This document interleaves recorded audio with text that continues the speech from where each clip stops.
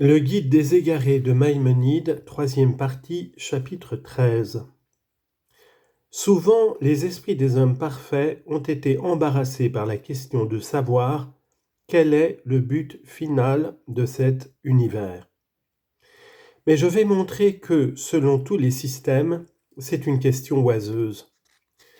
Toutes les fois dis-je qu'un agent agit avec intention, la chose faite par lui doit nécessairement avoir un but final pour lequel il l'est faite. Cela est clair au point de vue de la spéculation philosophique et n'a pas besoin d'être démontré. De même, il est clair que la chose ainsi faite avec intention est née après ne pas avoir existé. Enfin, ce qui est également clair et admis d'un commun accord, c'est que l'être nécessaire, qui n'a jamais été non-existant et qui ne le sera jamais, n'a pas besoin d'efficient, ce que nous avons déjà exposé.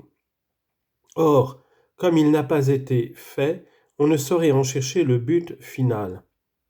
C'est pourquoi on ne saurait demander quel est le but final de l'existence du Créateur, car il n'est point une chose créée. Il est donc clair, selon ces propositions, qu'on ne saurait chercher un but final que pour une chose née qui a été faite avec intention par un être doué d'intelligence. Je veux dire que, pour tout ce qui a pris son origine dans une intelligence, il faut nécessairement rechercher quelle en est la cause finale.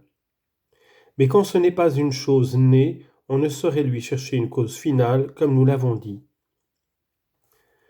Après cet exposé, tu comprendras qu'on ne saurait chercher un but final pour l'ensemble de l'univers, ni selon nous qui professons la nouveauté du monde, ni selon l'opinion d'Aristote qui le croit éternel. En effet, selon son opinion concernant l'éternité du monde, on ne saurait chercher une dernière cause finale pour aucune des principales parties de l'univers. Car selon cette opinion, il n'est pas permis de demander quel est le but final de l'existence des cieux, ni pourquoi ils ont telle mesure et tel nombre, ni pourquoi la matière première est de telle nature, ni quel est le but final de cette espèce d'animaux ou de plantes, toute chose émanant, selon lui, d'une nécessité éternelle à jamais immuable. Quoique la science physique recherche le but final de chaque être dans la nature, ce n'est pas là la fin dernière dont nous parlons dans ce chapitre. En effet, il a été exposé dans la science physique que chaque être dans la nature doit nécessairement avoir une certaine fin, mais que cette cause finale, qui est la plus noble des quatre causes, se dérobe dans la plupart des espèces.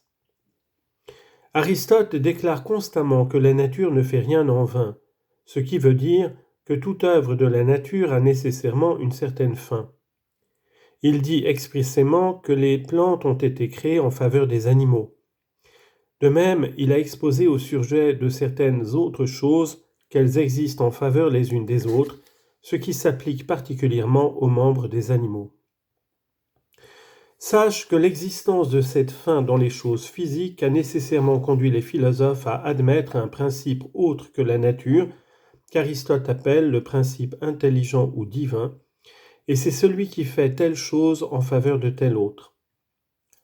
Il faut aussi savoir qu'aux yeux de l'homme impartial, une des plus fortes preuves pour la nouveauté du monde, c'est qu'il a été démontré, au sujet des choses physiques, que chacune d'elles a une certaine fin et que telle chose existe en faveur de telle autre, ce qui prouve le dessein d'un être agissant avec intention. Mais on ne saurait se figurer le dessein sans qu'il s'agisse d'une production nouvelle. Je reviens maintenant au sujet de ce chapitre qui traite de la cause finale.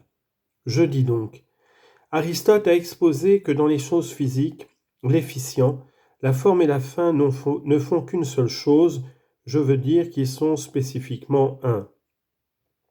En effet, c'est la forme de Zaïd, par exemple, qui fait la forme de l'individu Amar, son fils. Ce qu'elle fait, c'est de donner une forme de son espèce à la matière de Amar, et le but final de Amar, c'est d'avoir une forme humaine. Il en est de même selon lui de chacun des individus des espèces physiques qui ont besoin de se propager, car les trois causes dans celle-ci ne forment qu'une seule. Mais tout cela n'est que la fin première.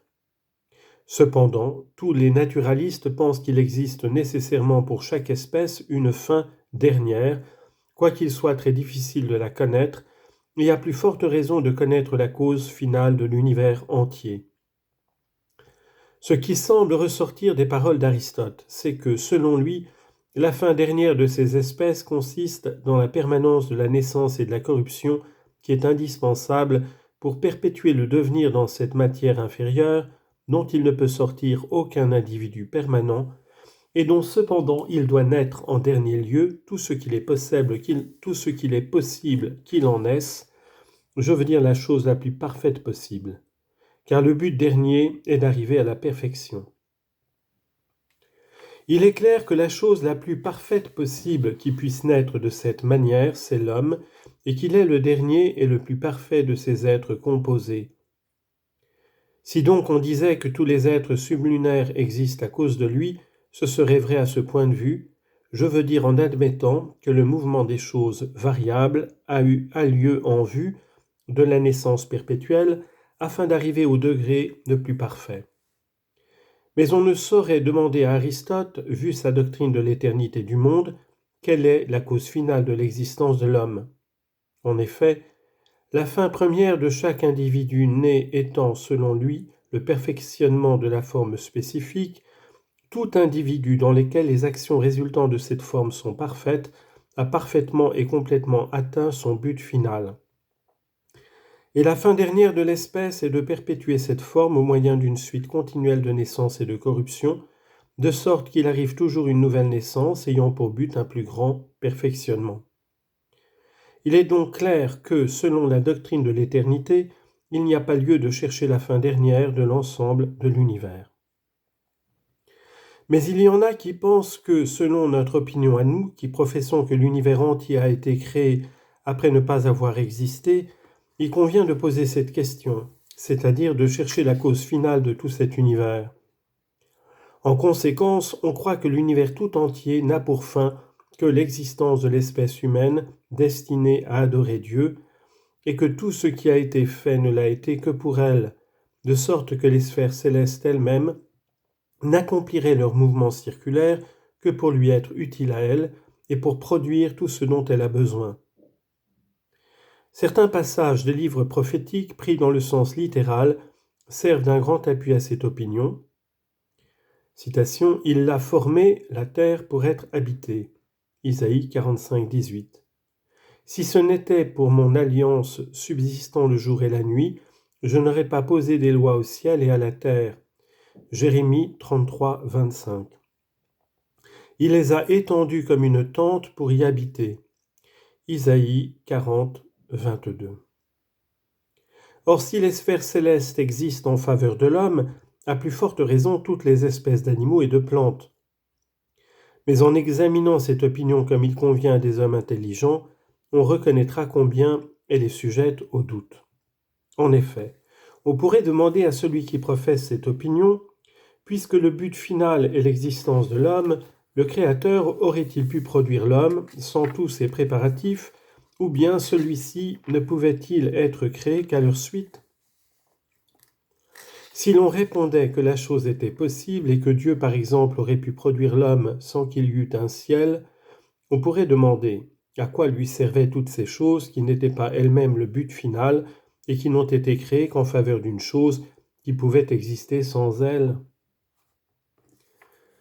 Mais en admettant même que le tout soit né à cause de l'homme et que le but final de l'homme, comme on l'a dit, soit d'adorer Dieu, on pourrait encore demander à quelle fin Dieu doit-il être adoré, puisque sa perfection ne peut s'augmenter, dussent même toutes les créatures l'adorer et le percevoir de la manière la plus parfaite, et que lors même qu'il n'existerait absolument rien en dehors de lui, il ne serait pas par là entaché d'imperfection. Que si l'on répondait qu'il ne s'agit pas de son perfectionnement à lui mais d'une autre, car c'est notre perfection qui forme notre plus grand bien, on en viendrait encore à poser cette question. À quelle fin devons-nous exister avec cette perfection ? Cette question de la cause finale nous conduira donc nécessairement à répondre en dernier lieu « Dieu l'a voulu ainsi » ou « Sa sagesse l'a exigé ainsi » et cela est la vérité. Tu trouves en effet que les sages d'Israël, dans leur rituel de prière, se sont exprimés ainsi. Tu as distingué l'homme dès le principe de la création et tu l'as destiné à se présenter devant toi. Qui pourrait te demander dans quel but tu agis ? Si l'homme est vertueux, quel profit en revient-il ? Ils ont donc déclaré par là qu'il n'y a pas d'autre cause finale de l'univers que la seule volonté. Mais s'il en est ainsi, alors la croyance à la nouveauté du monde, nous forçant d'admettre que cet univers aurait pu être créé différemment en ce qui concerne ses causes et ses effets respectifs, il s'ensuivrait cette absurdité que tous les êtres, excepté l'homme, existeraient sans aucun but, puisque la seule fin que l'on ait en vue, et qui est l'homme, pourrait exister sans tous ces êtres.